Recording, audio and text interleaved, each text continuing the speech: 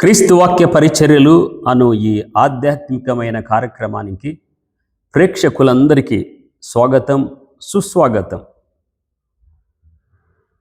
మనము దేవుని యొక్క వాక్యములో వ్రాయబడిన ఆర్ అనే పదాన్ని మనము ధ్యానం చేస్తూ ఉన్నాము. ఆర్ అనేటువంటి పదము రన్ అనేటువంటి పదము, పరిగెత్తు అనే పదాన్ని బైబిల్ గ్రంథంలో చదువుతున్నాము. దేవుని ఆజ్ఞల మార్గమున పరిగెత్తు అని కీర్తనీయుడు తన కీర్తనలో రాస్తున్నాడు. నువ్వు పరిగెత్తదలచిన ఎడల నువ్వు ఎక్కడ పరిగెత్తాలంటే ఆజ్ఞల మార్గమున పరిగెత్తు. లోకములో చాలా విధమైన మార్గాలు ఉన్నవి, అవి నాశనమునకు నిన్ను నడిపించును.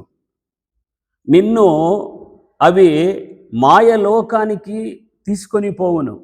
కానీ నీవు దేవుని ఆజ్ఞల మార్గమున పరిగెత్తిన ఎడల నీవు నిశ్చయముగా నిత్య జీవాన్ని సంపాదించుకొందువు.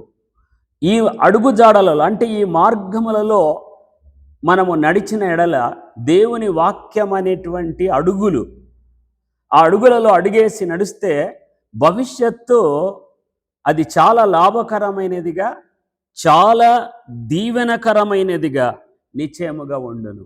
ఆజ్ఞల మార్గమున నడుచున్నటువంటి యొక్క త్రోవ ఇది రాజమార్గము.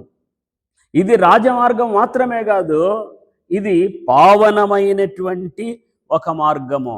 ఇది నీ జీవితాన్ని ఈ లోకములో ఇంకొకరికి ఉదాహరణముగాను, ఆదర్శముగాను, ఇంకొకరికి మాదిరికరముగా తయారు చేసేటువంటి అద్భుతమైనటువంటి ఒక మార్గము.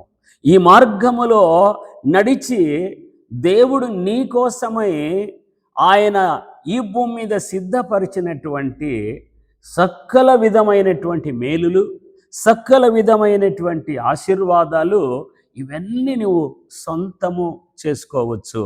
నీవు ఆఖరికి ఈ భూలోక యాత్రలో ఈ మార్గములో నడిచినడల నువ్వు హెల్తీగా, నువ్వు వెల్తీగా, నీ జీవితము చాలా నెమ్మది, చాలా సంతోషము, సమాధానముతో జీవించగలవు.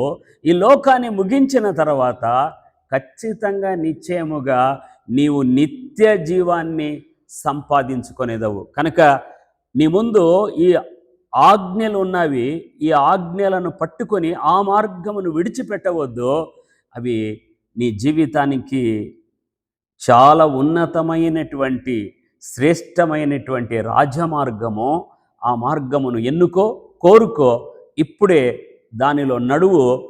ముందు నీ జీవితము ఎంత ఆశీర్వాదంగా ఉందో అని నీవు అనుభవించి నీవు దానిని సాక్ష్యముగా అనేకులకు నీవు పంచుకొనున్నట్లుగా ఈ మార్గము నీకు సహాయము చేస్తుంది. దేవుడు ఈ మాటల ద్వారా నీ జీవితాన్ని దేవుని ఆజ్ఞల మధ్యలో పరిగెత్తున్నట్లుగా సహాయము చేసి నీ భవిష్యత్తును దీవించునుగాక.